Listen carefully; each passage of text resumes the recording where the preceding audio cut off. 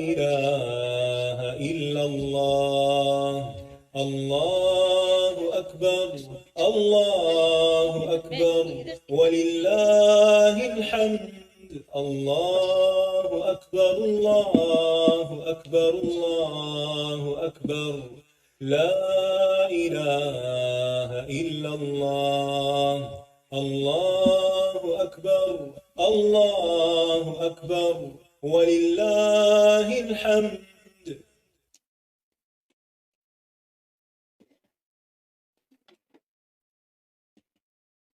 أعوذ بالله من الشيطان الرجيم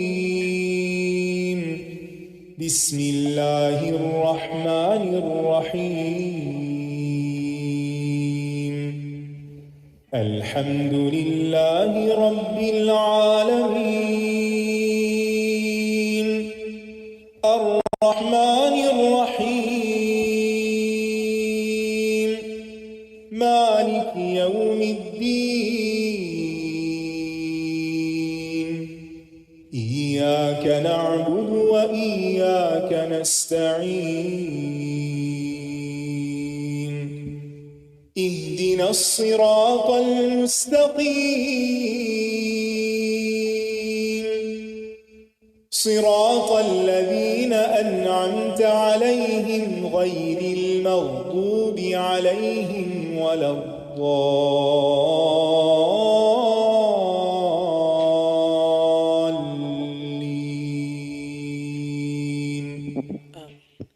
السلام علیکم ورحمۃ اللہ وبرکاتہ.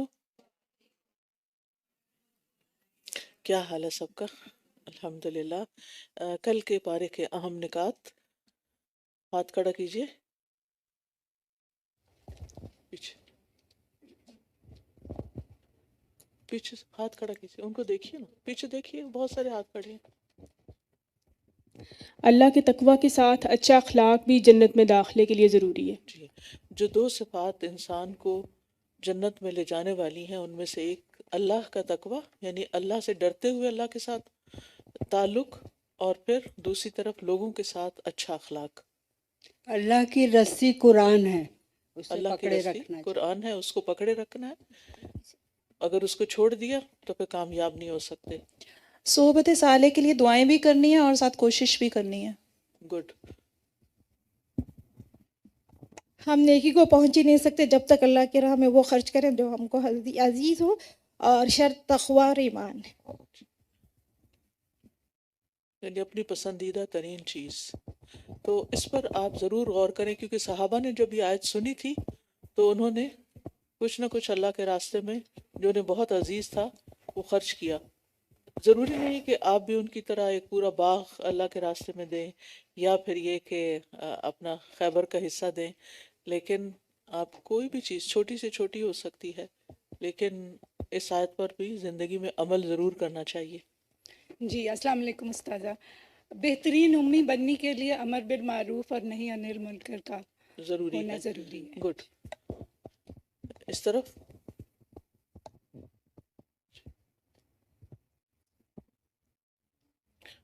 امر بالمعروف کا مطلب ہے کہ جو نیکی اور خیر اور بھلائی کے کام ہیں ان کی دوسروں کی طرف رہنمائی. اور بہترین امت وہ ہے نا جو لوگوں کو نیکی کی طرف بلاتی ہے. اب آپ امتی ہیں، آپ کا بھی کوئی فرض ہے لوگوں کو خیر کی طرف بلانا. تو اس آیت پر کیسے عمل ہو سکتا ہے کہ جو قرآن آپ خود سیکھ رہے ہیں اس میں آپ دوسروں کو بھی دعوت دیں آنے کی، اپنے دوستوں کو لے کر آئیں. یعنی بعض اوقات ہم صرف کہہ دیتے ہیں یا فلائر پوسٹ کر دیتے ہیں تو اتنا کافی نہیں ہوتا. یہ بھی دیکھنا چاہیے کہ دوسرے لوگ کیوں نہیں آ سکتے، ان کی مشکل آسان کریں. صلہ رحمی اس سے ہے جو رشتہ کاٹے.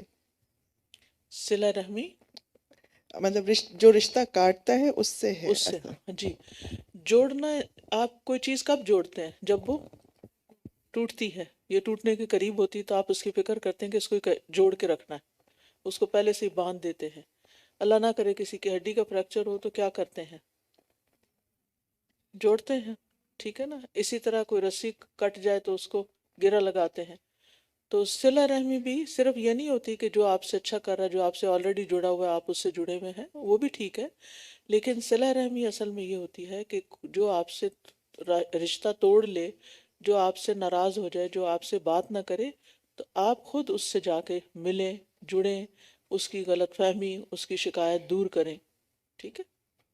اللہ نہیں چاہتا کہ اہل جہاں پہ ظلم ہو. اللہ ہرگز نہیں چاہتا کہ دنیا والوں پر ظلم کرے.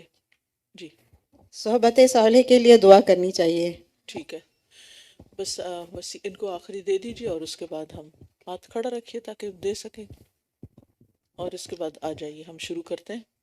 مشکل میں، پریشانی میں تقوی اور صبر اور نماز سے کام لینا چاہیے. ہاں، کل کے پارے میں تو بہت دفعہ صبر کی بات آئی تھی، تو جزاک اللہ خیر. نحمده ونصلی علی رسولہ الکریم، اما بعد، فاعوذ باللہ من الشیطان الرجیم، بسم اللہ الرحمن الرحیم. رب اشرح لی صدری ویسر لی امری واحلل عقدۃ من لسانی یفقہوا قولی. الحمد للہ الواحد الاحد الفرد الصمد الذي لم يلد ولم يولد ولم يكن له كفوا احد. لا الہ الا اللہ وحدہ لا شریک له في ملکہ وسلطانہ ولا مثل له في اسمائہ وصفاتہ وبرہ واحسانہ. تمام قسم کی حمد اللہ کے لیے ہے جو واحد اور یکتا ہے، جو اکیلا اور بے نیاز ہے، جس نے نہ کسی کو جنم دیا نہ اس کو کسی نے جنم دیا، اور کوئی اس کی برابری کرنے والا نہیں ہے. اللہ کے سوا کوئی معبود برحق نہیں ہے. وہ اکیلا ہے، اس کی بادشاہت اور اس کی سلطنت میں کوئی اس کا شریک نہیں، اور اس کے اسماء و صفات میں اور اس کے احسانات میں کوئی اس کا ہم مثل نہیں. 5واں پارہ.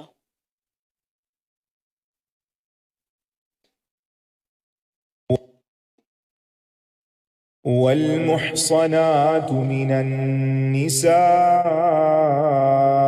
إلا ما ملكت أيمانكم كتاب الله عليكم وأحل لكم ما وراء ذلكم أن تبتغوا بأموالكم محصنين غير مسافحين، فما استمتعتم به منهن فآتوهن أجورهن فريضة، ولا جناح عليكم فيما تراضيتم به من بعد الفريضة، إن الله كان عليما حكيما. اور شادی شدہ عورتیں بھی تم پر حرام ہیں سوائے ان کنیزوں کے جو تمہارے دائیں ہاتھ کی ملکیت میں ہوں. یہ تم پر اللہ کا لکھا ہوا حکم ہے، اور ان کے علاوہ یعنی دیگر عورتیں تمہارے لیے حلال کی گئی ہیں، بشرطے کہ تم اپنے مال یعنی مہر کے ذریعے انہیں حاصل کرو، پاک دامنی اختیار کرنے والے ہو، نہ کہ بدکاری کرنے والے. پھر اس نکاح کے ذریعے جو بھی فائدہ تم ان سے اٹھاؤ تو انہیں ان کے مقرر کیے ہوئے مہر ادا کر دو، اور مہر مقرر کر دینے کے بعد باہم رضامندی سے اس میں کمی بیشی کرنے میں تم پر کوئی گناہ نہیں. بے شک اللہ بہت علم والا، بہت حکمت والا ہے. اس سے پچھلی آیت میں ہم نے محرمات کے بارے میں پڑھا کہ کن عورتوں سے نکاح نہیں کیا جا سکتا. اس کے بعد یہاں مزید بتایا جا رہا ہے کہ جو عورت کسی اور مرد کے نکاح میں ہو اس سے بھی نکاح نہیں کیا جا سکتا، خواہ صرف نکاح ہوا ہو، اگرچہ رخصتی نہ بھی ہوئی ہو، پھر بھی کسی عورت کا نکاح دوبارہ نہیں ہو سکتے، نکاح پر نکاح نہیں ہو سکتا. صرف نکاح اس صورت میں ہو سکتا ہے کہ اگر وہ شوہر اس کو طلاق دے دے یا وہ فوت ہو جائے اور پھر اس کی عدت بھی گزر جائے، کیونکہ عدت کے دوران بھی نکاح نہیں ہوتا. اور پھر شادی شدہ عورت سے نکاح کی جو ایگزمپشن ہے یا استثنائی صورت ہے وہ بتا دی گئی کہ لونڈیوں کے ساتھ نکاح ہو سکتا ہے خواہ ان کے شوہر دارالحرب میں رہ گئے ہوں، یعنی وہ عورتیں جو جنگ میں ہاتھ آئیں گی، جن کو باقاعدہ تقسیم کیا جاتا ہے، نہ کہ کوئی بھی عورت کو کسی کو پکڑ کے اس کے ساتھ کوئی مرد تعلق قائم کر لے، ایسا نہیں ہوتا۔ اور پھر اس کے بعد کن عورتوں سے نکاح ہو سکتا ہے؟ وَأُحِلَّ لَكُم مَّا وَرَاءَ ذَلِكُم، اس کے علاوہ جتنی بھی عورتیں ہیں ان میں سے جو مناسب ہو، نکاح کے لائق ہو، اس سے نکاح کیا جا سکتا ہے، لیکن شرط یہ ہے کہ ان تبتغوا باموالکم، تم اپنے مالوں یعنی مہر کے ساتھ نکاح کرو۔ تو گویا مہر مقرر کرنا اور مہر کا ادا کرنا نکاح کے لیے لازمی شرط ہے۔ تو دوسری عورتوں میں خالہ، چچا، ماموں زاد، پھپھی زاد، ان سب سے بھی کزن سے نکاح ہو سکتا ہے۔ یہاں کے بچوں میں کام ٹرینڈ دیکھنے میں آیا ہے کہ اب کزن سے شادی نہیں کرتے کہ وہ تو ہماری بہن ہے۔ بیسیکلی یہ چیز کرسچینٹی سے آئی ہے، اسلام میں اس کا کوئی تصور نہیں، کیونکہ وَأُحِلَّ لَكُم مَّا وَرَاءَ ذَلِكُم، اس کے علاوہ جو بھی ہیں وہ سب تمہارے لیے حلال ہیں، یعنی نکاح کرنے کے لیے حلال ہیں۔ لیکن یہ ہے کہ اگر کوئی اور حرمت کا سبب جیسے نکاح وغیرہ نہ ہو یا عدت نہ ہو۔ اور پھر یہ ہے کہ مہر جو ہے وہ عورت کا حق ہے اور اس کا تاکیدی حکم ہے۔ اگر نکاح کرنے کے بعد خلوت ہو چکی ہو تو جو مہر مقرر ہوا اس کو پورا ادا کرنا واجب ہو جاتا ہے۔ اگر خلوت سے پہلے یعنی رخصتی سے پہلے ہی طلاق ہو گئی تو آدھا مہر ادا کرنا واجب ہے۔ بہت سے لوگ ایسے ہیں کہ جو میاں بیوی بن کے رہتے ہیں لیکن بیوی کے مہر کی ادائیگی کی فکر نہیں کرتے، اور بیوی مروت کے مارے کچھ نہیں کہتی کہ اگر میں نے بول دیا کہ میرا مہر دیا جائے تو کوئی ناراضگی ہو جائے گی۔ تو مردوں کو چاہیے کہ نکاح کے بعد وہ پہلی فرصت میں اپنا یہ قرض ادا کریں اور عورت کا حق اس کو دیں۔ پھر فرمایا اور تم میں سے جو آزاد مومن عورتوں سے نکاح کرنے کی وسعت نہ رکھتا ہو تو مومن لونڈیوں میں سے جو تمہارے دائیں ہاتھ کی ملکیت ہیں ان سے نکاح کر لے، اللہ تمہارے ایمان کو زیادہ جانتا ہے۔ تم سب ایک ہی طرح کے ہو، لہٰذا ان لونڈیوں سے ان کے مالکوں کی اجازت سے نکاح کرو اور انہیں ان کے مہر معروف طریقے سے ادا کرو، بشرطے کہ وہ نکاح میں محفوظ ہونے والی ہوں، نہ کہ بدکاری کرنے والی اور نہ ہی چھپے دوست بنانے والی ہوں۔ تو جب وہ نکاح میں لے آئی جائیں پھر اگر وہ کسی بدکاری کا ارتکاب کریں یعنی زنا کا، تو انہیں پاک دامن عورتوں کے مقابلے میں آدھی سزا ہوگی۔ یہ لونڈیوں سے نکاح کی اجازت اس کے لیے ہے جو تم میں سے گناہ میں پڑنے سے ڈرتا ہو، اور اگر تم صبر کرو تو تمہارے لیے بہتر ہے، یعنی آزاد عورت سے ہی شادی کرو، اور اللہ بہت بخشنے والا نہایت رحم کرنے والا ہے۔ تو لونڈی سے نکاح کی شرائط بتا دی گئی کہ نمبر 1 کہ وہ مومن ہو، نمبر 2 ظاہری اور باطنی طور پر پاک دامن ہو، اور پھر یہ کہ آزاد عورت سے شادی کرنے کی مالی استطاعت نہ ہو، کیونکہ پریفریبل وہی ہے، کیونکہ شادی صرف وقتی ہوس پوری کرنے کا نام نہیں ہے، بلکہ اس سے خاندان بنتا ہے، پھر اس سے اولاد ہوتی ہے، پھر اولاد کی تربیت وہ تو نسلوں پر اثر انداز ہوتی ہے۔ اور پھر ایک اور شرط یہ ہے کہ گناہ میں مبتلا ہونے کا خوف ہو، اور جب یہ شرائط مکمل ہوگی تو آزاد مسلمان کے لیے لونڈی سے نکاح کرنا یعنی غلام عورت سے نکاح کرنا جائز ہے۔ لیکن کسی بھی عورت سے نکاح کرتے ہوئے جو بہت اہم چیز ہے وہ یہ کہ اس کو باقاعدہ بیوی بنایا جائے اور اس نکاح کو ڈکلیئر کیا جائے، نہ کہ چھپی دوستی اور چھپا نکاح اور پھر یعنی کہ زنا کے کوئی طور طریقے نکال کے یعنی ایسا نکاح کہ جو اصل میں نکاح ہوتا ہی نہیں اور انسان سمجھے نہیں کہ آپس میں ایک دوسرے کے ساتھ نکاح کر لیں، تو یہ طریقے درست نہیں ہیں۔ یرید اللہ لیبین لکم ویہدیکم سنن الذین من قبلکم ویتوب علیکم واللہ علیم حکیم۔ اللہ چاہتا ہے کہ وہ تمہارے لیے احکام خوب واضح کر دے اور تم سے پہلے کے نیک لوگوں کے طریقوں کی طرف تمہاری رہنمائی کرے اور تم پر مہربان ہو، اور اللہ بہت علم والا بہت حکمت والا ہے، اور اللہ چاہتا ہے کہ وہ تم پر مہربان ہو، اور جو لوگ خواہشات کی پیروی کرتے ہیں وہ چاہتے ہیں کہ تم گمراہی کی طرف خوب مائل ہو جاؤ، یعنی ہر شخص اسی کی طرف دعوت دیتا ہے جسے وہ خود پسند کرتا ہے۔ تو جو خود بھٹکا ہوا ہے وہ کیا چاہے گا کہ دوسرے لوگ بھی بھٹک جائیں، اور جو نیکی کے راستے پر چل رہا ہو وہ چاہے گا کہ دوسرے لوگ بھی نیکی کے راستے پر آ جائیں۔ یرید اللہ ان یخفف عنکم وخلق الانسان ضعیفا، اللہ چاہتا ہے کہ وہ تم سے ناروا پابندیوں کا بوجھ ہلکا کر دے، اور انسان بہت کمزور پیدا کیا گیا ہے۔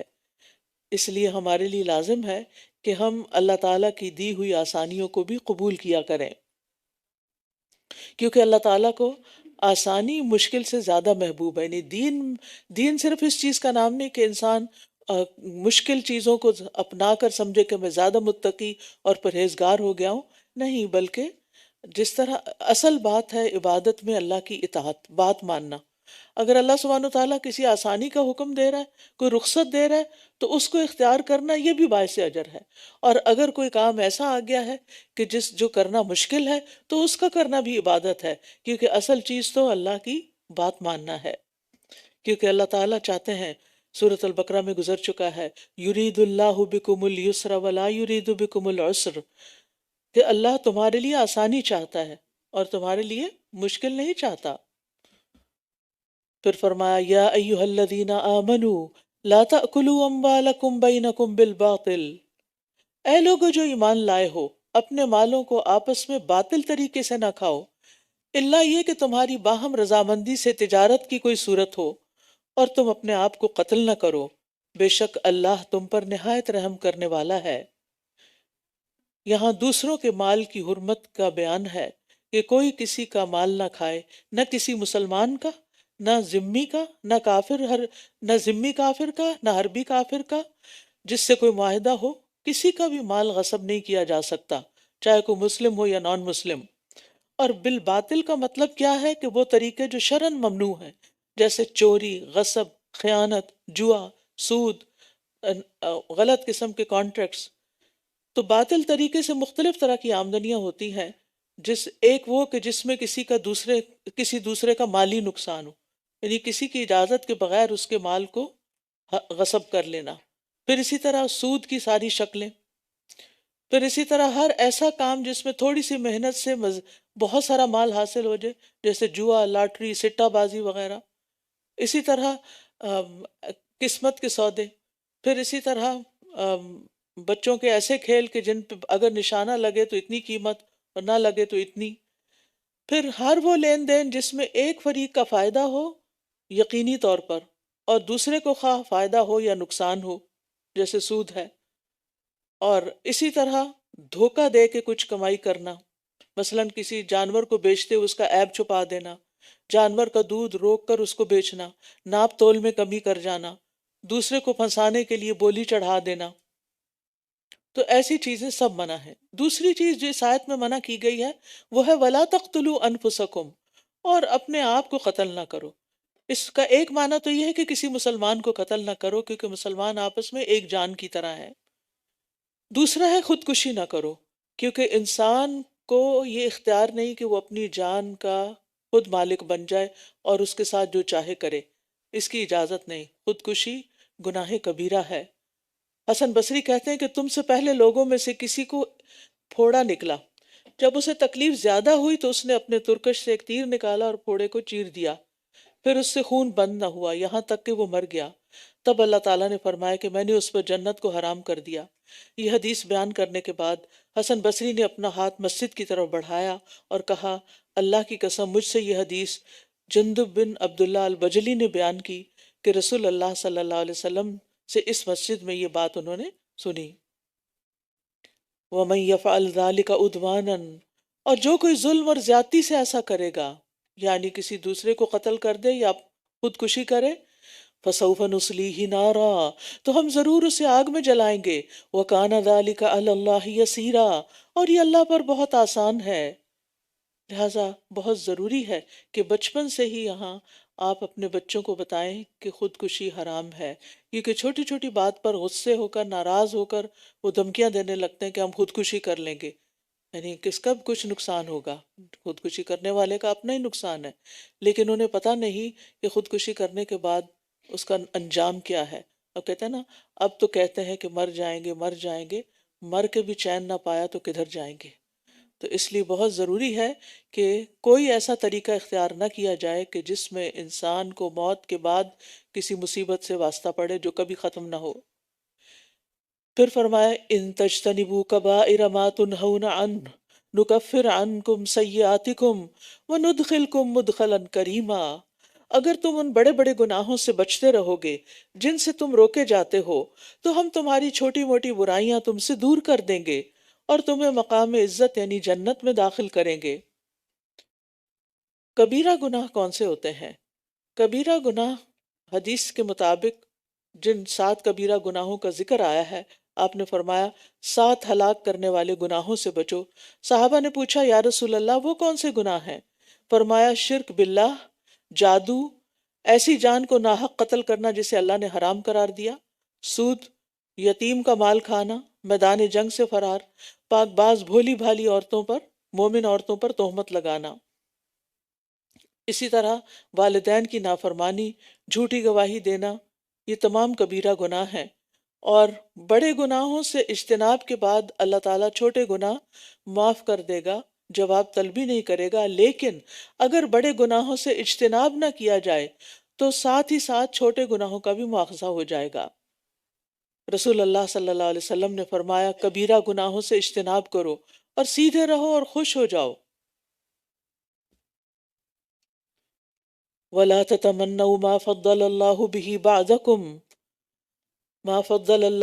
بَعْضَكُمْ عَلَى بَعْضٍ لِلرِّجَالِ نَصِيبٌ مِّمَّا اكْتَسَبُوا وَلِلنِّسَاءِ نَصِيبٌ مِّمَّا اكْتَسَبْنَ وَاسْأَلُوا اللَّهَ مِن فَضْلِهِ إِنَّ اللَّهَ كَانَ بِكُلِّ شَيْءٍ عَلِيمًا۔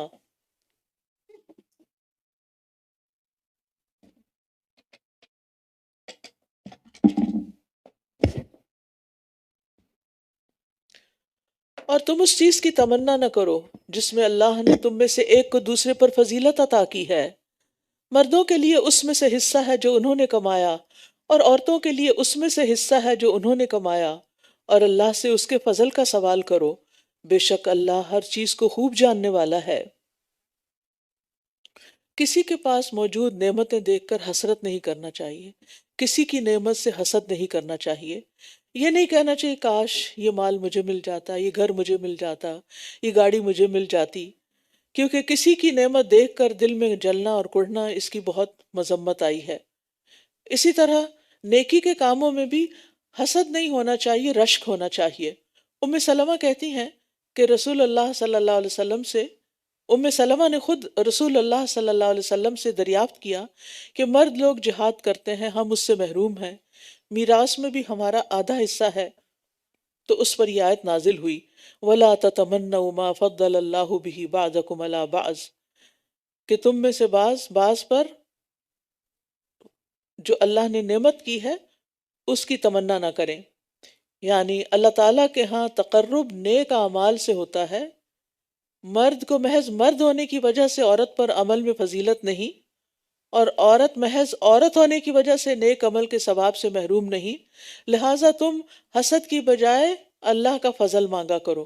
لہٰذا اگر کبھی کسی کی کوئی اچھی چیز دیکھ کر آپ کے دل میں کوئی خیال پیدا ہو تو اس وقت فوراً دعا کرنی چاہیے کہ یا رب العالمین تو مجھے بھی اس نعمت سے نواز، نہ کہ اس کو یہ کیوں مل گیا، اور دل میں یہ خواہش تو آنی ہی نہیں چاہیے کہ اس سے ختم ہو جائے، اس سے زائل ہو جائے، اس کی نعمت اس سے چلی جائے، کیونکہ کسی کی نعمت کا زوال کی تمنا ہی دراصل حسد ہے۔ اور یہاں واضح کر دیا گیا مردوں کے لیے اس میں سے حصہ ہے جو انہوں نے کمایا، یعنی اللہ سبحانہ و تعالیٰ اصل میں تو کوشش دیکھے گا، اور عورتوں کے لیے اس میں سے حصہ ہے جو انہوں نے کمایا، اور اللہ سے اس کے فضل کا سوال کرو، بے شک اللہ ہر چیز کو خوب جاننے والا ہے۔ اور اس ترکے میں سے جو والدین اور قریب ترین رشتہ دار چھوڑ جائیں، ہم نے ہر ایک کے وارث مقرر کر دیے ہیں، اور جنہیں تم سے تمہارے عہد و پیمان نے باندھ رکھا ہے تو تم انہیں بھی ان کا حصہ دے دو، بے شک اللہ ہر چیز پر خوب گواہ ہے۔ بات یہ ہے کہ مال جب کوئی شخص فوت ہو جاتا ہے تو مال کی تقسیم اللہ سبحانہ وتعالیٰ کے بتائے ہوئے طریقے کے مطابق ہی کی جانی چاہیے، اور اس میں ورثاء کے علاوہ کوئی بھی وارث نہیں بن سکتا۔ ہاں وصیت کی اجازت ہے، تو اس آیت کریمہ کے پہلے حصے میں اللہ تعالیٰ نے یہ خبر دی ہے کہ مرد ہو یا عورت، ہر ایک کے ورثاء اور رشتہ دار ہوتے ہیں جو اس کے مرنے کے بعد اس کے وارث بنتے ہیں۔ بعض لوگ کہتے ہیں ہم اپنے وارثوں کو اپنی زندگی میں دے دیں۔ بھئی وارث تو کوئی کہلاتا ہی اس وقت ہے جب کوئی فوت ہو جاتا ہے، تو زندگی میں تو آپ صرف گفٹ دیتے ہیں اور وہ پھر ساری اولاد کو برابر کا دینا ہوتا ہے۔ مرنے کے بعد ہر ایک کا الگ الگ پورشن ہوتا ہے، مردوں کا الگ ہے، عورتوں کا الگ، لیکن زندگی میں اگر آپ کو دینا ہے تو پھر ایکولی دینا ہوگا۔ لیکن ایک نصیحت کرتی جاؤں کہ کبھی بھی اپنے ہاتھ کاٹ کے نہ رکھیں کہ اپنا سب کچھ بچوں کو زندگی میں دے کے خود ان کے محتاج بن جائیں اور پھر وہ جس طرح چاہیں آپ سے کھیلیں اور انتہائی بڑھاپے میں آپ کو کسی ہوم میں جا کے پھینک آئیں۔ تو یہ نہیں ہونا چاہیے۔ اللہ نے وراثت اسی لیے رکھی ہے کہ انسان اپنی زندگی میں اپنے مال سے جیسے چاہے فائدہ اٹھائے اور پھر مرنے کے بعد جو بھی وارث ہیں ان کے حصے میں اللہ کی بتائی ہوئی تقسیم کے مطابق تقسیم ہو جائے۔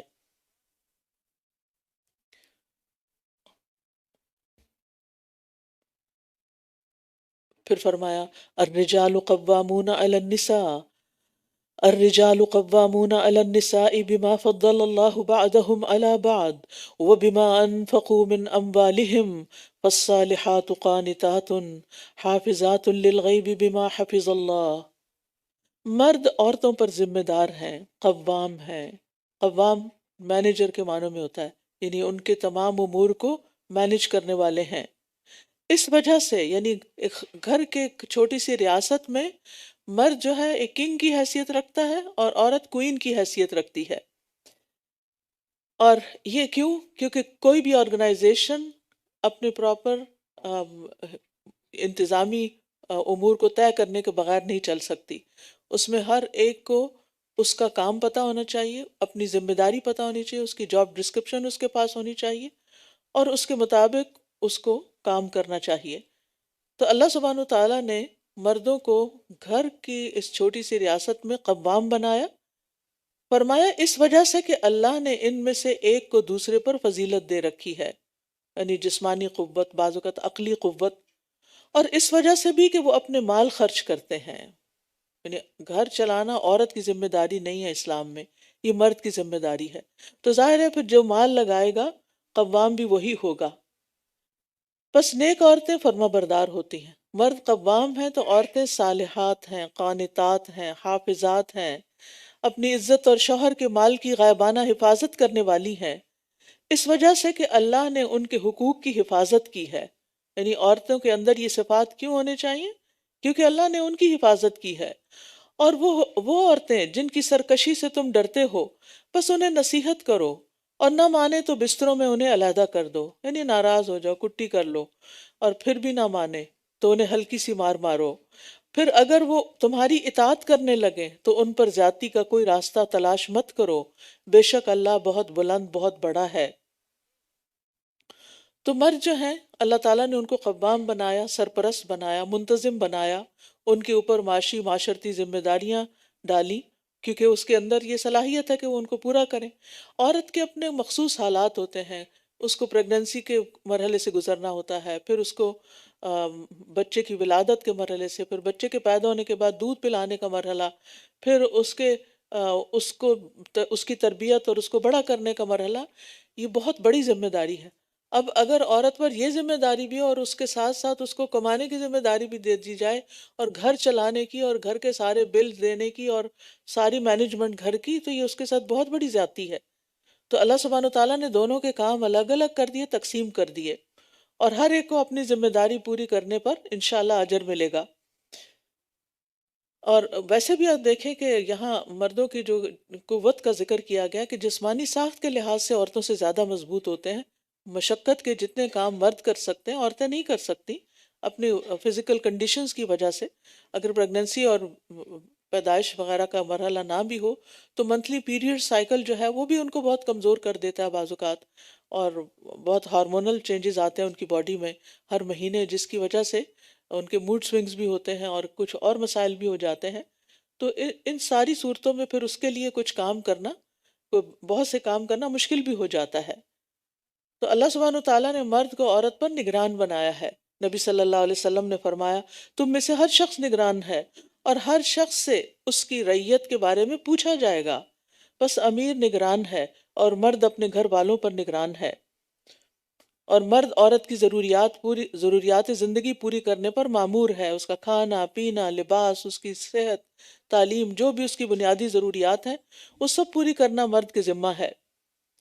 اور بیوی کی بہترین صفات کیا ہیں؟ نبی صلی اللہ علیہ وسلم نے فرمایا بہترین بیوی وہ ہے جس کی طرف تم دیکھو تو تمہیں خوش کر دے، یعنی ایٹ لیسٹ ہسبینڈ کو دیکھ کے اسمائل ضرور کرنا چاہیے، ٹھیک ہے؟ یہ آپ کے بہترین بیوی ہونے کی علامت ہے، کیونکہ بہت سی خواتین اپنی دوستوں کے ساتھ، اپنے فرینڈز ادھر ادھر سب ہنستی کھیلتی مسکراتی آئیں گی اور گھر آتے ہی موڈ آف ہو جائے گا، یا شوہر کے آتے ہوئے موڈ آف ہو جائے گا کہ اب کوئی کام کرنا ہوگا۔ فرمایا کہ اس کی طرف تم دیکھو تو وہ تمہیں خوش کر دے، یہ ہے سب سے اچھی بیوی۔ اور جب تم کسی بات کا حکم دو تو بجا لائے، یعنی جو کچھ کام کہو تو کر دے، اور تمہاری غیر موجودگی میں، تمہاری ایبسنس میں تمہارے مال اور اپنی ذات کی حفاظت کرے، یعنی اس میں خیانت نہ کرے۔ اور پھر بیوی کی اصلاح کے لیے مناسب رویہ اختیار کرنے کے لیے کہا گیا کہ اگر بیوی نشوز کا شکار ہو، نشوز کا مطلب ہوتا ہے اپنے آپ کو، یعنی شوہر کو کمتر سمجھنا، شوہر پر ایسا روب جتانا کہ جس سے وہ اس کو یعنی ذلیل کرنے کے معنوں میں آئے، یا کوئی بات مان کے نہ دینا، یا اس کا حق نہ دینا، اس کے ساتھ فزیکل ریلیشن شپ سے انکار کر دینا، یہ ساری چیزیں نشوز میں آتی ہیں۔ تو ایسی صورت میں پھر اللہ تعالیٰ نے 3 تدبیریں بتائیں اصلاح کے لیے۔ ان اللہ کان علیا کبیرا، بے شک اللہ بہت بلند بہت بڑا ہے، یعنی عورتوں پر زیادتی کرنے والے مردوں کے لیے تنبیہ کی گئی ہے کہ اللہ العلی ہے، وہ اپنی ساری مخلوق سے بلند ہے، اور الکبیر ہے، بڑے بڑے بادشاہ بھی اس کے سامنے بالکل حقیر ہیں۔ اگر تم عورت پر زیادتی کرو گے تو پھر تم اس کی پکڑ سے بچ کے نہیں جا سکتے۔ اور اگر تمہیں ان دونوں کے درمیان شدید اختلاف کا ڈر ہو تو فیصلہ کرنے کے لیے ایک منصف اس مرد کے گھر والوں میں سے اور ایک منصف اس عورت کے گھر والوں میں سے مقرر کر لو۔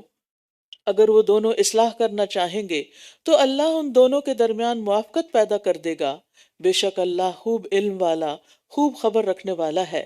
یعنی اگر میاں بیوی میں نفرت اور مخالفت شروع ہو جائے تو پھر دونوں کی اصلاح کرنا ضروری ہوتا ہے۔ پہلے صرف عورت کی طرف سے نشوز کا ذکر تھا، اب اگر دونوں طرف سے نفرت اور مخالفت کا سلسلہ چل پڑا ہے تو پھر دونوں کے خاندانوں میں سے ایک حاکم مقرر ہو، اور پھر یعنی سمجھدار لوگ، اور وہ اس کیس کو پوری طرح دیکھیں اور پھر کسی نتیجے پہ پہنچیں، اور پھر آپس میں صلح کرانے کی کوشش کریں، لیکن اگر نہیں کرتے تو پھر الگ بھی کر سکتے ہیں۔ اور صلح کب ہوتی ہے؟ یریدا اصلاحا، اگر وہ اصلاح چاہیں گے تو کیا ہوگا؟ یوفق اللہ بینہما، اللہ ان دونوں کے درمیان موافقت پیدا کر دے گا۔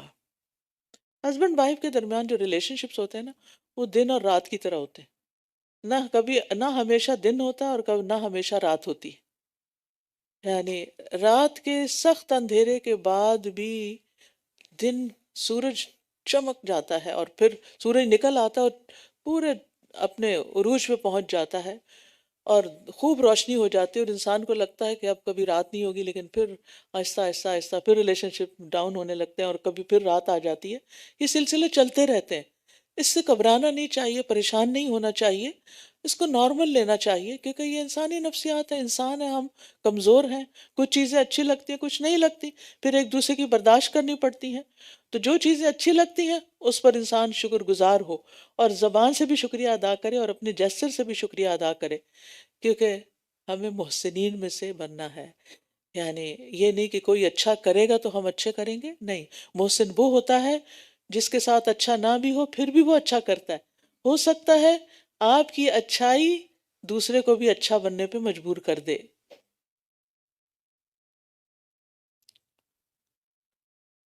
پھر فرمایا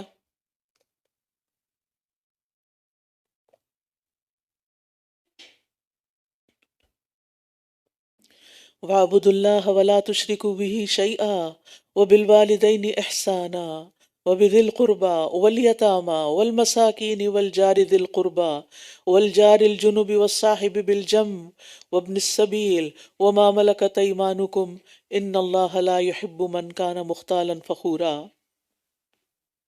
اور اللہ کی عبادت کرو اور اس کے ساتھ کسی بھی چیز کو شریک نہ ٹھہراؤ، اور والدین کے ساتھ احسان کرو، اور رشتہ داروں اور یتیموں اور مسکینوں اور رشتہ دار پڑوسی اور اجنبی پڑوسی اور پہلو کے ساتھی اور مسافر کے ساتھ بھی، اور ان کے ساتھ بھی جن کے مالک تمہارے دائیں ہاتھ ہیں، یعنی لونڈی غلام۔ بے شک اللہ کسی خود پسند بہت فخر کرنے والے سے محبت نہیں کرتا۔ بندوں پر اللہ کا حق کیا ہے کہ بندے اس کی عبادت کریں، کیونکہ اللہ نے بندوں کو پیدا ہی اس لیے کیا ہے کہ وہ اس کی عبادت کریں، اور عبادت بھی کیسی کہ اس کی عبادت میں کسی اور کو شریک نہ کریں۔ اللہ سبحانہ وتعالیٰ کا یہ سب سے بڑا حق ہے۔ اس کے بعد والدین کا درجہ آتا ہے، خالق کے بعد والدین کو درجہ دینا ہے۔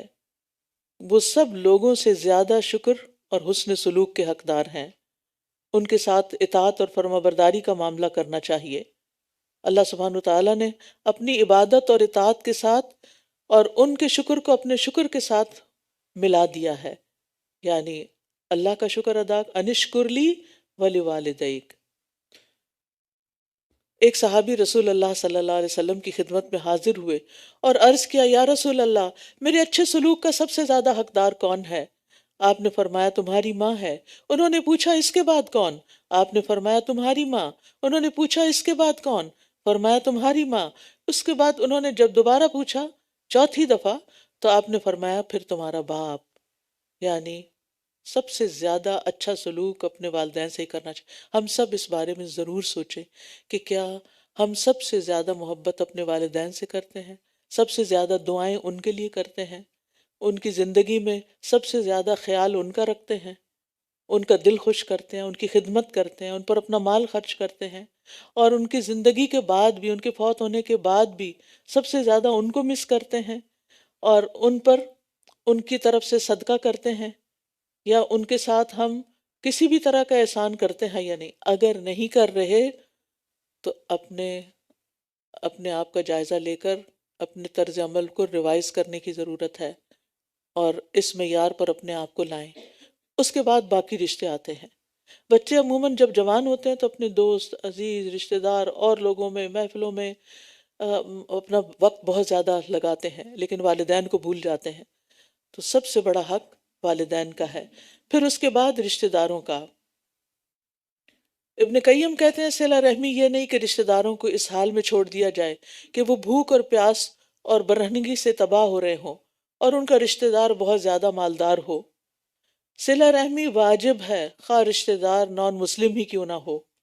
اس کا دین اس کے ساتھ اور صلہ رحمی کرنے والے کا دین اس کے ساتھ۔ ہمارا دین ہمیں یہی سکھاتا ہے کہ ہر رشتے کو نبھانا ہے، اور رشتہ دار کو صدقہ دینے پر صلہ رحمی کا اجر بھی ملتا ہے اور صدقے کا اجر بھی ملتا ہے۔ اس کے بعد یتیموں اور مسکینوں کا خیال رکھنا۔ ایک آدمی نے رسول اللہ صلی اللہ علیہ وسلم سے اپنی سنگ دلی کی شکایت کی کہ میرا دل سخت ہے۔ آپ نے فرمایا اگر تم دل کو نرم کرنا چاہتے ہو تو مسکین کو کھانا کھلاؤ اور یتیم کے سر پر ہاتھ رکھو۔ پھر اس کے بعد ہمسایوں کی بات آئی، والجار ذی القربى والجار الجنب والصاحب بالجنب۔ قرابت والے ہمسائے، اس سے مراد رشتہ دار ہمسائے ہیں، یعنی وہ آپ کے نیبرز بھی ہیں اور آپ کے ریلیٹیوز بھی ہیں۔ اور اجنبی ہمسائے سے مراد غیر رشتہ دار ہمسائے، اور پہلو کے ساتھی سے مراد آپ کے ہم نشین، دوست، سفر کے ساتھی، آپ کا اسپاؤس، بیوی یا شوہر، وہ بھی آپ کے ساتھی ہیں۔ اور علم سیکھنے کے لیے آنے والے جو طالب علم ہیں وہ ایک دوسرے کے ساتھی ہیں۔ اسی طرح کہیں آپ کاروبار کرتے ہیں مشترکہ، یا آپ کے ساتھ اور لوگ کام کرتے ہیں یا جاب کرتے ہیں، تو جتنے لوگ بھی آپ کے ساتھ اٹھتے بیٹھتے ہیں وہ سب آپ کے ہم نشین ہیں، وہ صاحب بالجم میں آتے ہیں۔ ان سب کے ساتھ احسان کا معاملہ کرنا چاہیے۔ اگر ہم ان سب باتوں پر عمل کریں تو دنیا کتنی خوبصورت ہو جائے، زندگی کتنی خوشگوار ہو جائے۔ نبی صلی اللہ علیہ وسلم نے فرمایا اللہ کی قسم وہ شخص مومن نہیں ہو سکتا۔ صحابہ نے پوچھا کون؟ فرمایا وہ شخص جس کی ایذا رسانیوں سے اس کا ہمسایہ بے خوف نہ ہو۔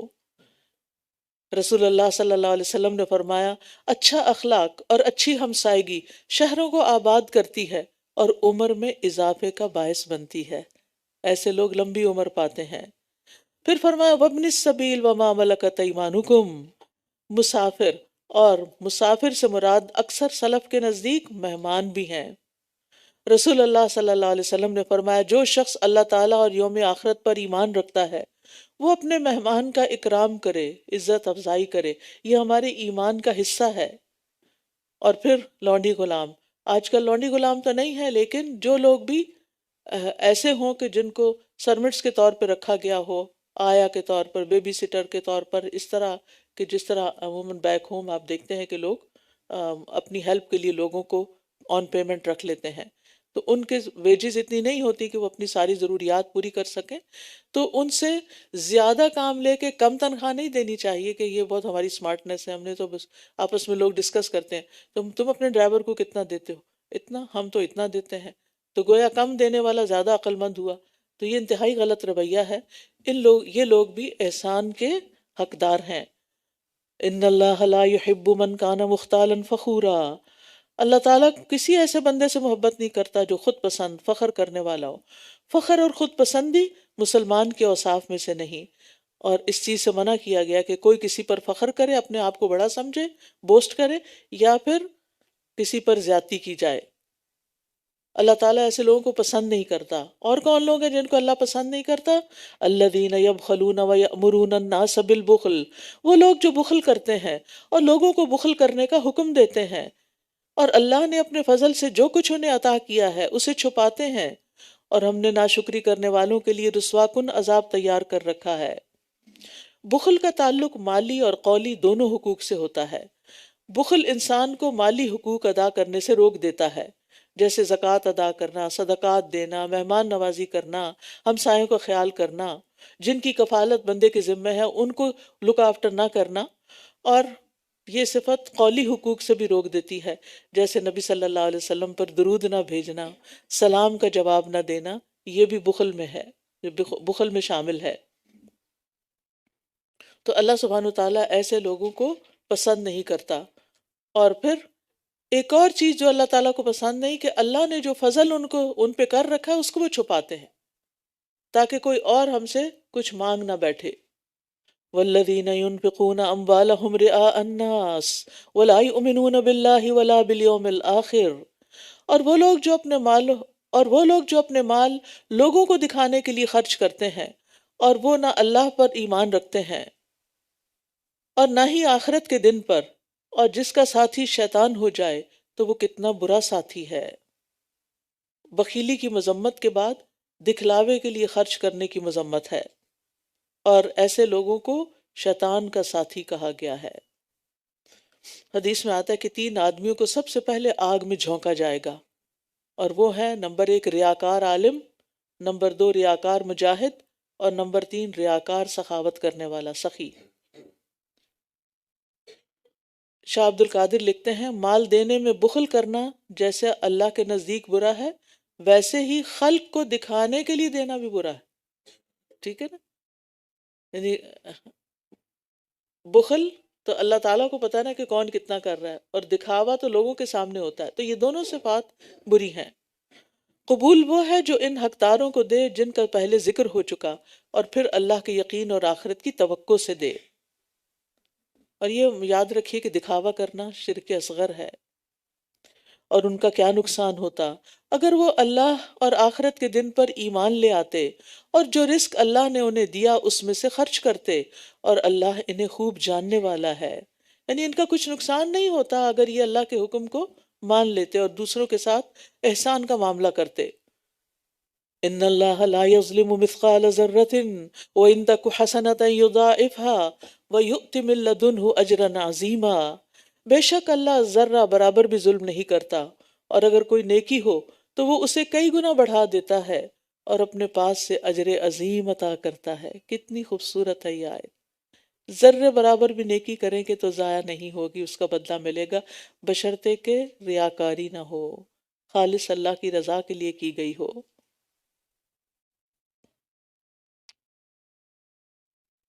اور اگر اللہ تعالیٰ نے فرمایا کہ اجرا عظیمہ، تو اس سے آپ اندازہ لگائیں کہ اللہ تعالیٰ ہم پر کتنا مہربان ہے اور کتنی قدر کرنے والا ہے۔ تو نیکی کا بدلہ جو ہے نیکی کرنے والے کی حالت، اخلاص، محبت اور کمال کے مطابق ملتا ہے، لہٰذا کسی بھی نیکی اور کسی بھی گناہ کو حقیر نہ سمجھیں. قیامت کے دن ذرہ برابر بھی نیکی لائی جائے گی. ترازو میں جو میزان ہے اس میں مثقال حبۃ من خردل اتینا بہا، وہاں لا کے رکھ دیا جائے گا. ایک رائی کا دانہ بھی آپ نے نیکی میں خرچ کیا ہے اس کو بھی تولا جائے گا. اور معمولی نیکی بھی انسان کو جنتی بنا سکتی ہے. رسول اللہ صلی اللہ علیہ وسلم نے فرمایا ایک آدمی ایک ایسے راستے سے گزرا کہ اس پر ایک خاردار شاخ تھی. وہ کہنے لگا اللہ کی قسم میں اس شاخ کو مسلمانوں کے راستے سے ہٹا دوں گا تاکہ یہ ان کو تکلیف نہ دے. اس شاخ کے ہٹانے کی وجہ سے وہ آدمی جنت میں داخل کر دیا گیا. چھوٹی سی نیکی لیکن دوسروں کی ہمدردی میں، ان کی خیر خواہی میں. کھجور کا ٹکڑا آگ سے بچا سکتا ہے. معمولی گناہوں سے بھی بچنا چاہیے کیونکہ وہ بھی بربادی کا باعث بن سکتے ہیں اکٹھے ہو کر. پھر فرمایا پھر کیا حال ہوگا جب ہم ہر امت میں سے ایک گواہ لائیں گے اور ہم آپ کو ان سب پر گواہ بنا لائیں گے. نبی صلی اللہ علیہ وسلم اس آیت کو سن کر آنسو بہاتے رہے. عبداللہ بن مسعود کہتے ہیں کہ نبی صلی اللہ علیہ وسلم نے مجھ سے فرمایا میرے سامنے قرآن کی تلاوت کرو. میں نے عرض کیا اللہ کے رسول میں آپ کو سناؤں؟ قرآن تو آپ ہی پر نازل ہوا ہے. آپ نے فرمایا میری خواہش ہے کہ میں اسے کسی دوسرے سے سنوں. تو میں نے سورۃ النساء کی قرات شروع کر دی. جب میں اس آیت پہ پہنچا تو میں نے اپنا سر اٹھایا. میرے پہلو میں موجود آدمی نے مجھے ٹھوکا دیا تو میں نے دیکھا کہ آپ کے آنسو بہہ رہے ہیں. کیوں؟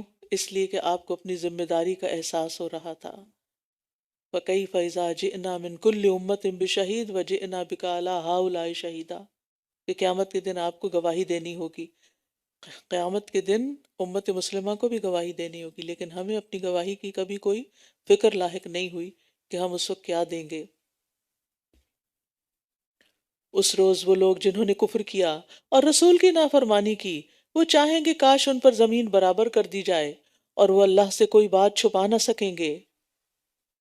اس دن سب لوگ حسرت کر رہے ہوں گے اور چاہیں گے کہ ان کے کالے نامہ اعمال جو ہیں وہ چھپا دیے جائیں، لیکن کچھ بھی چھپ نہ سکے گا.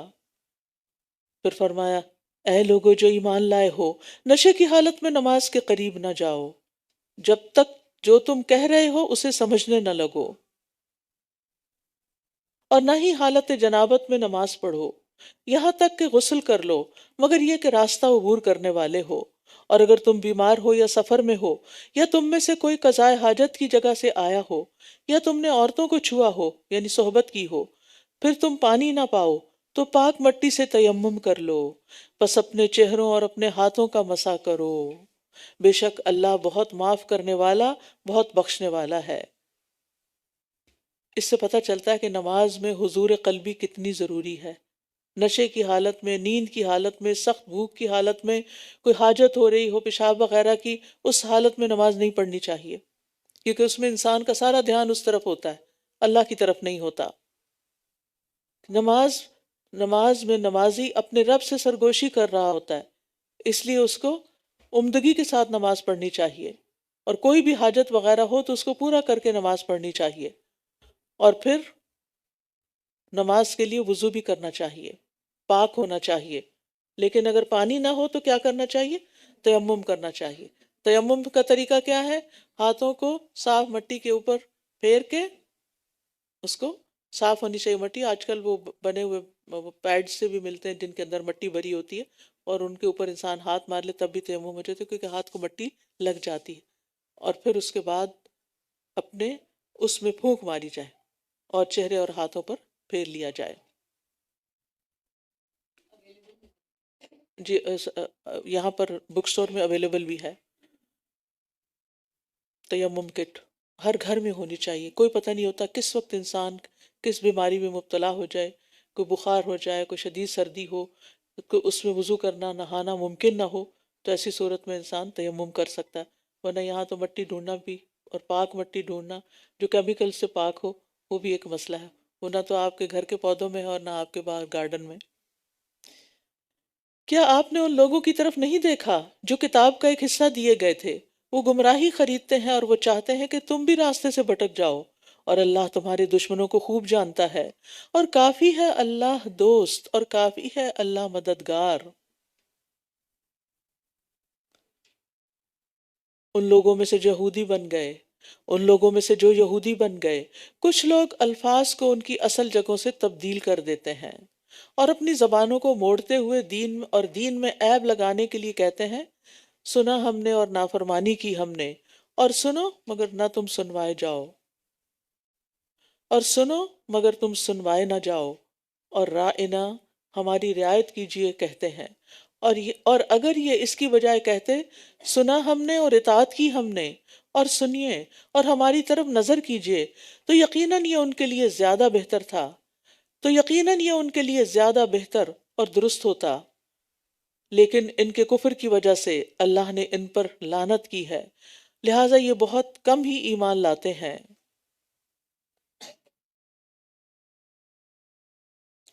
تو یقیناً یہ ان کے لیے بہتر اور زیادہ درست ہوتا، لیکن ان کے کفر کی وجہ سے اللہ نے ان پر لعنت کی، لہٰذا یہ بہت کم ہی ایمان لاتے ہیں۔ تو یہاں اہل کتاب کے کچھ کاموں کا ذکر کیا جا رہا ہے کہ کس طرح وہ کتاب میں تحریف کرتے رہے ہیں، الفاظ کو کس طرح توڑ موڑ کے پڑھتے ہیں، اور نبی صلی اللہ علیہ وسلم کو طعنہ دیتے ہیں، اور ایسے کام کرتے ہیں جن کی وجہ سے اللہ تعالیٰ کی ان پر لعنت ہوتی ہے۔ تو جو سمجھدار انسان ہوتا ہے وہ ایسے کاموں سے اجتناب کرتا ہے جس سے وہ ملعون ہو اور اللہ کی رحمت سے دھتکار دیا جائے۔ اے لوگو جو کتاب دیے گئے ہو اس پر ایمان لے آؤ جو ہم نے نازل کیا ہے، اور جو اس کی تصدیق کرنے والا ہے جو تمہارے پاس ہے، اس سے پہلے کہ ہم چہروں کو مٹا دیں پھر انہیں ان کی پشتوں پر پھیر دیں، یا ان پر اسی طرح لعنت کریں جس طرح ہم نے سبت والوں پر لعنت کی، اور اللہ کا حکم نافذ ہو کر رہنے والا ہے۔ ان اللہ لا یغفر ان یشرک بہ ویغفر ما دون ذلک لمن یشاء ومن یشرک باللہ فقد افتری اثما عظیما۔ یقیناً اللہ اس بات کو نہیں بخشے گا کہ اس کے ساتھ کسی کو شریک کیا جائے، اور جو اس کے علاوہ ہے اسے جس کے لیے چاہے گا بخش دے گا، اور جس نے اللہ کے ساتھ کسی کو شریک ٹھہرایا تو یقیناً اس نے بہت بڑا گناہ گھڑ لیا۔ تو یاد رکھیے شرک ناقابل معافی گناہ ہے۔ اللہ سبحانہ وتعالیٰ شرک سے بیزاری دکھاتا ہے۔ الم تر الی الذین یزکون انفسہم، کیا آپ نے ان لوگوں کو نہیں دیکھا جو اپنے آپ کو پاک قرار دیتے ہیں؟ بلکہ اللہ ہی جس کو چاہتا ہے پاک کرتا ہے، اور وہ کھجور کی گٹلی کے دھاگے برابر بھی ظلم نہ کیے جائیں گے۔ یہاں خود کو پاک قرار دینے سے مراد کیا ہے؟ اس طریقے پر پاک قرار دینا جس پر انسان کی مذمت کی جاتی ہے، یعنی اپنے عمل کے ذریعے اپنے رب پر احسان کرے، اپنی تعریف کرے، گویا کہ وہ اللہ پر احسان کر رہا ہے کوئی نیکی اور عبادت کر کے، کہ میں نے نماز پڑھی، میں نے صدقہ بھی کیا، میں نے روزہ رکھا، میں نے حج کیا، میں نے جہاد کیا۔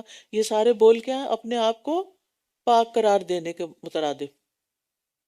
اور تو ہمیں نیکی کرنے کے بعد اس کا بہت ذکر نہیں کرنا چاہیے، اور خاص طور پر محفلوں میں بیٹھ کر اپنی نیکیوں کی داستانیں نہیں سنانی چاہیے۔ تو انسان کے لیے جائز نہیں کہ وہ خود کو گناہوں سے پاک قرار دے، بلکہ انسان کو ہمیشہ یہ احساس ہونا چاہیے کہ میرے بہت سے گناہ ہیں اور میں اللہ تعالیٰ سے معافی کی درخواست کرتی ہوں۔ دیکھیے یہ لوگ اللہ پر کیسے جھوٹ کرتے ہیں، دیکھیے یہ لوگ اللہ پر کیسے جھوٹ گھڑتے ہیں، اور یہ حرکت صریح گناہ ہونے کے لیے کافی ہے۔ کیا آپ نے ان لوگوں کو نہیں دیکھا جو کتاب کا ایک حصہ دیے گئے، وہ بتوں اور طاغوت پر ایمان رکھتے ہیں، اور کفر کرنے والوں کے بارے میں کہتے ہیں کہ یہ لوگ ایمان والوں کی نسبت راستے کے اعتبار سے زیادہ ہدایت یافتہ ہیں۔ یہاں لفظ جبت استعمال ہوا ہے، اور طاغوت، تو جبت کے کئی معنی کیے گئے ہیں۔ اس کا ایک معنی تو جیسے یہاں آپ دیکھ رہے ہیں بت، اور ایک معنی جادو بھی ہے، اور طاغوت سے مراد شیطان ہے۔ تو جبت کا لفظ جو ہے بت، کاہن، جادوگر اور اس طرح کی بہت سی چیزوں پر استعمال ہوتا ہے۔ اسی طرح ایک حدیث میں آتا ہے پرندوں کو اڑا کر شگون لینا، زمین پر لکیریں کھینچ کر فالگیری کرنا، یہ بھی جبت میں شامل ہے۔ اور طاغوت سے مراد شیطان ہے۔ ہر وہ شخص جو گناہ کی دعوت دے اس پر یہ لفظ بولا جاتا ہے۔ اولئک الذین لعنہم اللہ ومن یلعن اللہ فلن تجد له نصیرا۔ یہی وہ لوگ ہیں، کون لوگ؟ جو بتوں اور طاغوت پر ایمان رکھتے ہیں، غیب کی خبریں معلوم کرنے کی کوشش کرتے ہیں۔ یہی وہ لوگ ہیں جن پر اللہ نے لعنت کی، اور جس پر اللہ لعنت کر دے تو آپ اس کے لیے ہرگز کوئی مددگار نہ پائیں گے۔ کیا ان کے لیے اللہ کی بادشاہت میں سے کوئی حصہ ہے؟ اگر ایسا ہو تب تو یہ لوگوں کو کھجور کی گٹلی میں سوراخ کے برابر بھی کچھ نہ دیں گے۔ یا یہ لوگوں سے اس پر حسد کرتے ہیں جو اللہ نے انہیں اپنے فضل سے عطا کیا۔ کوئی شک نہیں، ہم نے آل ابراہیم کو کتاب اور حکمت عطا کی، اور ہم نے انہیں بہت بڑی بادشاہت عطا کی۔ مطلب یہ ہے کہ ابراہیم علیہ السلام کے بیٹے اسحاق علیہ السلام کی اولاد میں مدت دراز تک نبوت اور بادشاہت رہی۔ داؤد علیہ السلام، سلیمان علیہ السلام اور دیگر اولو العزم پیغمبر ان کے اندر آئے۔ اب بنو اسماعیل میں سے رسول اللہ صلی اللہ علیہ وسلم کو نبوت اور رسالت سے سرفراز فرمایا گیا، تو یہ لوگ حسد کیوں کر رہے ہیں؟ یہاں فضل سے مراد نبوت اور دین و دنیا کی وہ عزت ہے جو نبوت کی برکت سے آپ کو حاصل ہوئی۔ اور کتاب اور حکمت سے مراد کیا ہے؟ کتاب سے مراد تو کتاب الہی ہے، اور حکمت سے مراد اس کا فہم اور اس پر عمل کرنا۔ اور ملک عظیمہ سے مراد سلطنت اور غلبہ اور اقتدار۔ پھر ان میں سے کوئی اس پر ایمان لایا ہے اور کوئی اس سے رک گیا ہے، اور ایسے لوگوں کے لیے بھڑکتی ہوئی جہنم ہی کافی ہے۔ ان الذین کفروا بآیاتنا، بے شک جن لوگوں نے ہماری آیات کا انکار کیا، ان قریب ہم انہیں آگ میں جلائیں گے۔ جب ان کی کھالیں پک جائیں گی ہم انہیں بدل کر دوسری کھالیں دے دیں گے تاکہ وہ عذاب کا مزہ چکھیں۔ بے شک اللہ بہت زبردست، بہت حکمت والا ہے۔ یاد رکھیے یہ سزا صرف اہل کتاب کے لیے مخصوص نہیں بلکہ سب مجرموں کو ملے گی۔ اور یہاں جہنمیوں کے عذاب کی شدت کا بیان ہے کہ کس طرح تیز آگ ان کی اوپر کی سکن کو تو جلا ڈالے گی۔ اور آپ کو معلوم ہے کہ سکن کی کئی لیئرز ہوتی ہیں، جن میں سے اوپر کی سکن جو ہے وہ محسوسات رکھتی ہے اپنے اندر، اور اگر اوپر کی جل کے بالکل جل بن جائے تو پھر اگر اس کے نیچے گوشت تک آگ جاتی تو اس کو وہ اتنی انٹینسٹی فیل نہیں ہوتی جلنے کی۔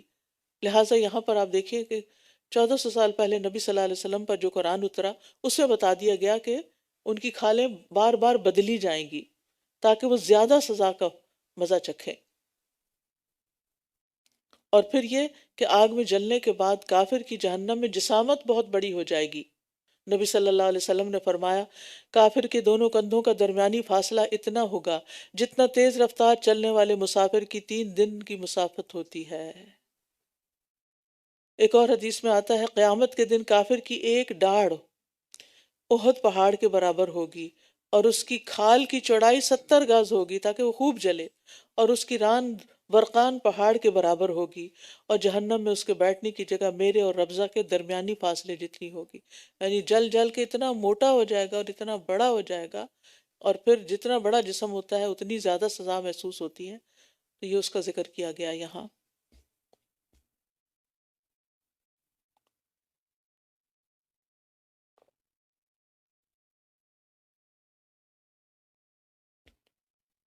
اس کے برعکس اور جو لوگ ایمان لائے اور انہوں نے نیک عمل کیے، ان قریب ہم انہیں ایسے باغات میں داخل کریں گے جن کے نیچے نہریں بہتی ہیں، وہ ان میں ہمیشہ ہمیشہ رہیں گے۔ وہاں ان کے لیے انتہائی پاکیزہ بیویاں ہوں گی، اور ہم انہیں گھنے سائے میں داخل کریں گے۔ جنت میں لمبے لمبے سائے ہوں گے۔ ایک درخت اتنا بڑا ہوگا کہ سوار اس کے سائے میں 100 سال تک چلے پھر بھی سایہ ختم نہ ہوگا۔ پھر فرمایا ان اللہ یأمرکم ان تؤدوا الامانات الی اہلہا، بے شک اللہ تمہیں حکم دیتا ہے کہ تم امانتیں ان کے اہل کے سپرد کرو، اور جب تم لوگوں کے درمیان فیصلہ کرو تو عدل و انصاف کے ساتھ کرو، بے شک اللہ تمہیں بہت ہی عمدہ نصیحت کر رہا ہے، بے شک اللہ خوب سننے والا خوب دیکھنے والا ہے۔ ہر وہ چیز جس پر انسان کو امین بنایا جائے اور اس کے انتظام کی ذمہ داری اس کے سپرد کی جائے، وہ قول ہو یا عمل ہو یا سامان ہو، وہ سب امانت ہوتے ہیں۔ تو امانتوں کو ان کے اہل کے سپرد کرنا چاہیے، یعنی جس کی وہ چیز ہو اسی تک جانی چاہیے۔ نبی صلی اللہ علیہ وسلم نے فرمایا مجھے اپنی طرف سے 6 چیزوں کی ضمانت دو، میں تمہیں جنت کی ضمانت دیتا ہوں، جن میں سے ایک چیز کہ جب امین بنایا جائے تو امانت کا حق ادا کرو۔ اے لوگو جو ایمان لائے ہو، اللہ کی اطاعت کرو اور رسول کی اطاعت کرو اور ان کی جو تم میں سے صاحب اختیار ہیں۔ پھر اگر تمہارے مابین کسی چیز میں اختلاف ہو جائے تو اسے اللہ اور رسول کی طرف پھیر دو، اگر تم اللہ اور یوم آخرت پر ایمان رکھتے ہو، یہ بہت بہتر ہے اور انجام کے اعتبار سے زیادہ اچھا بھی ہے۔ تو یہاں رعایا کو احکامات دیے جا رہے ہیں کہ وہ حکام اور امراء کی اطاعت کریں اللہ اور رسول کی اطاعت کے بعد، یعنی چاہے فوج کے افراد ہوں یا عام لوگ ہوں، انہیں اپنے رسول کی اور اپنے حکام کی، جو ان سے بڑے ہیں، باس ہیں، ان کی اطاعت کا حکم دیا گیا ہے، الا یہ کہ وہ حکام جو ہیں وہ حکام اللہ کی نافرمانی کا حکم دیں، پھر ان کی بات نہیں مانی جائے گی۔ اطاعت صرف معروف کاموں میں ہوتی ہے، انما الطاعۃ فی المعروف۔ تو ہر مسلمان کے لیے لازم ہے کہ وہ ہر کام میں، خواہ اسے پسند ہو یا ناپسند، سمع و اطاعت بجا لائے، بشرطے کہ اسے کسی معصیت کا حکم نہ دیا گیا ہو، گناہ کا حکم نہ دیا جائے، اور اگر اسے کسی معصیت کے کام کا حکم دیا گیا ہو تو اس میں سمع و اطاعت نہیں ہے، پھر اطاعت نہیں کی جائے گی۔ امیر اگر سخت مزاج بھی ہو پھر بھی اس کی بات ماننی چاہیے۔ پھر فرمایا کیا آپ نے ان لوگوں کو نہیں دیکھا جو دعویٰ تو کرتے ہیں کہ وہ اس پر ایمان لائے ہیں جو آپ پر اتارا گیا اور جو آپ سے پہلے اتارا گیا تھا، مگر وہ چاہتے یہ ہیں کہ آپس کے فیصلے طاغوت کی طرف لے جائیں، جبکہ بلا شبہ وہ حکم دیے گئے تھے کہ وہ اس کا انکار کر دیں، اور شیطان تو یہی چاہتا ہے کہ انہیں بھٹکا کر دور کی گمراہی میں پھینک دے۔ اور جب ان سے کہا جاتا ہے کہ آؤ تم اس کی طرف جو اللہ نے نازل کیا اور آؤ رسول کی طرف، تو آپ منافقوں کو دیکھتے ہیں کہ وہ آپ کی طرف آنے سے ہی رک جاتے ہیں، آتے ہی نہیں، یعنی منافق اطاعت کی بجائے نافرمانی کرتے ہیں، آپ کے فیصلوں پر راضی ہی نہیں ہوتے۔ اس کے برعکس صحابہ ہر چیز سے بڑھ کر رسول اللہ صلی اللہ علیہ وسلم کی اطاعت کرتے تھے۔ ان کو جب کوئی معاملہ پیش آتا تو صرف ایک مرتبہ حکم کی ضرورت پیش آتی تھی اور فوراً ہی صحابہ اس بات کو پورا کر دیتے تھے۔ ابو جریح جابر بن سلیم کہتے ہیں، میں نے ایک شخص کو